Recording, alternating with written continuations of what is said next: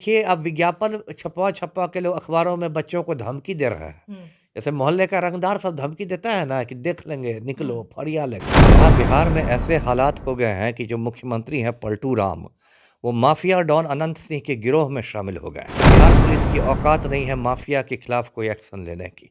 अनंत सिंह का नाम सुनिएगा ना तो बिहार पुलिस के जांबाज अधिकारी लोग पुलिस की वर्दी में ही सुसु करने लगेंगे। बताइए, कल क्रिसमस का त्योहार था, इतना बड़ा त्योहार था और उसमें यही तोहफ़ा मिला है बिहार सरकार की ओर से बच्चों को। बच्चों को मैंने देखा कि एकदम चादर में लपेट के जैसे कुछ गेहूँ चावल टाइप के हों, निर्जीव वस्तु की तरह लोग उठा के ले जा रहे हैं।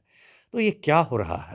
तेजस्वी यादव की तो लार टपक रही है कि भाई किस दिन चचा जी पलटी मार लें तो हम फिर से उप मुख्यमंत्री बन जाएँ। तो वो तो उसी जोड़-तोड़ में है। देखिए, इस पूरे आंदोलन में बहुत सारे लोग नंगे हो गए। हुँ, मतलब नकाब उतर गया उनका। एक सन ऑफ बिहार याद है ना? हुँ। एक बिहार में सन ऑफ बिहार भी है। नमस्कार, मेरा नाम प्रिंस मिश्रा है और आप निष्कर्ष भारत देख रहे हैं। 70वीं बीपीएससी परीक्षा को लेकर जिस तरीके से धांधली हुई थी बापू परीक्षा केंद्र पर, उसके बाद जो है छात्र विरोध कर रहे थे कि परीक्षा को जो है कैंसिल कर दिया जाए शांतिपूर्ण तरीके से गर्दनी बाग में।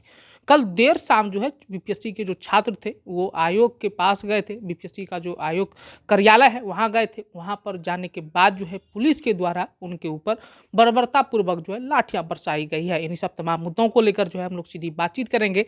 पूर्व आईपीएस जो है अमिताभ दास हैं। कल जिस तरीके से छात्रों पर लाठियां बरसाई गई है, कहाँ से लगता है कि उचित है इस तरीके से? लेकिन उचित क्या है, बिल्कुल शर्मनाक है। यहाँ बिहार में ऐसे हालात हो गए हैं कि जो मुख्यमंत्री हैं पलटू राम, वो माफिया डॉन अनंत सिंह के गिरोह में शामिल हो गए हैं। पुलिस की औकात नहीं है, बिहार पुलिस की औकात नहीं है माफिया के खिलाफ कोई एक्शन लेने की। अनंत सिंह का नाम सुनिएगा ना तो बिहार पुलिस के जांबाज अधिकारी लोग पुलिस की वर्दी में ही सुसु करने लगेंगे। लेकिन जिसको देखते हैं कि कमज़ोर है, इसके आगे पीछे कोई नहीं है, वहाँ पर एकदम इनकी लाठियाँ चलने लगती है, लाठी भाजने लगते हैं। बताइए, कल क्रिसमस का त्योहार था, इतना बड़ा त्योहार था और उसमें यही तोहफ़ा मिला है बिहार सरकार की ओर से बच्चों को। बताइए, जो लड़कियाँ हैं उन पर पुरुष सिपाही लाठी चला रहे हैं। बताइए, किसी के सर पर लाठी लगेगी, किसी के पैर पर, किसी का फ्रैक्चर होगा, किसी को कुछ होगा, कितनी गलत बात है। और वो भी शांतिपूर्ण प्रदर्शन है। पूरा ये जो 18 दिसंबर से जो शिक्षा सत्याग्रह चल रहा है गर्दनी बाग में, मैं उसको लगातार फ़ॉलो कर रहा हूँ, उसमें तो कोई हिंसा की बात नहीं है। कोई आगजनी या तोड़-फोड़ नहीं कर रहे हैं बच्चे। बिल्कुल शांतिपूर्ण तरीके से, गांधीवादी तरीके से आंदोलन हो रहा है। लोग भूख हड़ताल पर हैं, वो भी गांधीवादी तरीका है। बहुत की तबीयत खराब हो गई, वहाँ कोई इंतज़ाम नहीं है, कोई एम्बुलेंस नहीं है, कुछ नहीं है। बच्चों को मैंने देखा कि एकदम चादर में लपेट के जैसे कुछ गेहूँ चावल टाइप के हों, निर्जीव वस्तु की तरह लोग उठा के ले जा रहे हैं। तो ये क्या हो रहा है? और आप लाठी चार्ज कर रहे हैं उन पर, और जो मुख्यमंत्री हैं, उनको कोई लेना-देना ही नहीं, वो प्रगति यात्रा पर निकले हुए। अरे किसकी प्रगति? जो बिहार का युवा है, जो बिहार का भविष्य है, वो लाठियाँ खा रहा है, तो आप किस प्रगति की बात कर रहे हैं? और ये जो प्रगति यात्रा में डपोर संख की घोषणाएँ की जाएँगी कि बिहार को हम बदल देंगे, ये हो जाएगा, वो हो जाएगा। 224 करोड़ रुपए का आवंटन है प्रगति यात्रा का, उसमें मुश्किल से 10 करोड़ खर्च होंगे, बाकी का बंदर-बाँट होगा। ऐसे ही संजीव हंस जैसे लोग नहीं ना करोड़पति बनते हैं। और इतना देखिए अवसाद हो गया है बच्चों में। अभी सोनू कुमार नाम के एक बच्चे ने सुसाइड कर ली, आत्महत्या कर ली। वो हनुमान नगर में रहता था पटना में और परीक्षा की तैयारी कर रहा था, बीपीएससी इसने परीक्षा भी दी थी।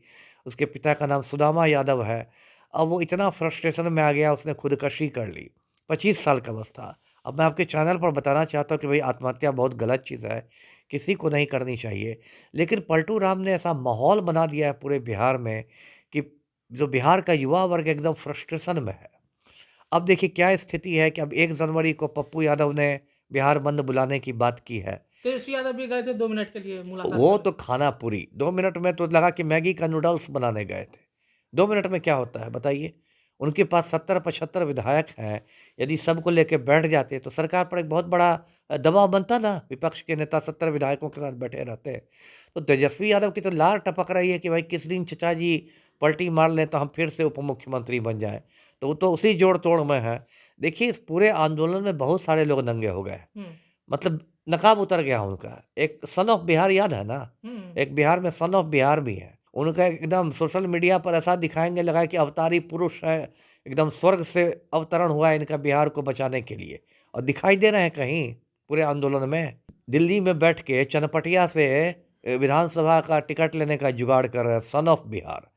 तो ये लोग सब बेनकाब हो गए हैं, कुछ कोचिंग संचालक लोग बेनकाब हो गए हैं, है ना, बस नेतागिरी चमका रहे हैं। तो देखिए जो भी हो रहा है बिहार में बहुत दुर्भाग्यपूर्ण है। फिर मैं बच्चों से कहता हूँ कि मैं उनके साथ खड़ा हूँ और जो भी प्रदर्शन करें वो शांतिपूर्ण करें। अब ये धीरे धीरे राष्ट्रीय मुद्दा बनता जा रहा है। अब प्रियंका गांधी ने ट्वीट किया है, उन्होंने कहा कि बीपीएससी के अभ्यर्थियों पर जो लाठीचार्ज हुआ है वो गलत हुआ है। तो धीरे धीरे ये प्रादेशिक मुद्दा से ये राष्ट्रीय मुद्दा बनता जा रहा है। जी अंतिम सवाल लेते हैं कि जिस तरीके से ये प्रकरण चल रहा है, क्या लग रहा है कि आयोग, अभी चुनाव भी नज़दीक है 2025 में, इसका कुछ प्रभाव अगर कुछ सरकार नीति में बदलाव नहीं लाती या जो उनका मांग है वो पूरा नहीं होता है तो कुछ लगता है कि प्रभाव डलेगा? एकदम प्रभाव पड़ेगा। देखिए आयोग तो पहले दिन से ही लगता है कि बच्चों को अपना दुश्मन ही मान के बैठा हुआ है। ये जो परमार साहब है कहेंगे ये उदंड बच्चे हैं, उपद्रवी बच्चे। अरे क्या उदंड है, क्या उपद्रवी है? सर्वर बीपीएससी का डाउन होता है, बच्चे उपद्रवी हैं।